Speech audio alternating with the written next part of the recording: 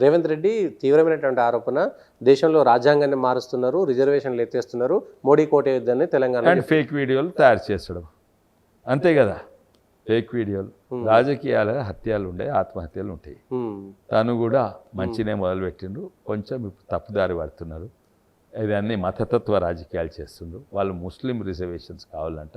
ఇది రాజ్యాంగానికి వ్యతిరేకం, అంబేద్కర్కి వ్యతిరేకము, హైకోర్టు సుప్రీంకోర్టుకు వ్యతిరేకం.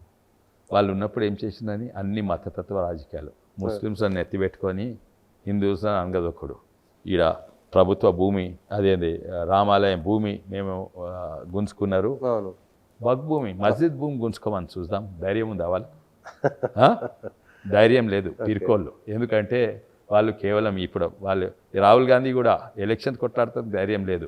వయనాడు కురికిపోయింది, ఎందుకంటే వయనాడులో ముస్లిమ్స్ మెజారిటీ. ఆ ముస్లిం ఈ వ్యక్తి కూడా, ఈ కొల్ల ఈ ఎంపీ కూడా ఆయన అంటుండు, రంజిత్ అంటుండే ఏంటంటే, నాకు 4 లక్షల ముస్లిం ఓట్లునే, 2 లక్షల క్రిస్టియన్ ఓట్లునే నేను గెలుస్తా అని. అంటే మీరు ముస్లిమ్స్ ప్రతినిధా లేకుంటే చేవల ప్రాంత ప్రతినిధా? చేవల హిందూస్ కూడా ఉంటారు నాయన. సో స్పష్టంగా చెప్పండి, మీరు రాజ్యాంగాన్ని మార్చబోతున్నారా, రిజర్వేషన్లు ఎత్తేయబోతున్నారా? రాజ్యాంగాన్ని మార్చింది 100 సార్లు వాళ్ళు, ఎమర్జెన్సీ తెచ్చింది వాళ్ళు. రాజ్యాంగాల సవరణలు కొన్ని ఉంటాయి, కానీ అన్నిట్లో ఎక్కువ సవరణలు తెచ్చింది, 100 కంటే ఎక్కువ సవరణ తెచ్చింది కాంగ్రెస్ పార్టీ. ఎవరు మార్చిండ్రు రాజ్యాంగం? వాళ్ళు మార్చిండ్రు, మేము కాదు.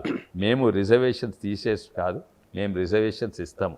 ఈడబ్ల్యూఎస్ రిజర్వేషన్స్ మేము ఇచ్చినాము, వాళ్ళు రిజర్వేషన్స్ తీసిండ్రు.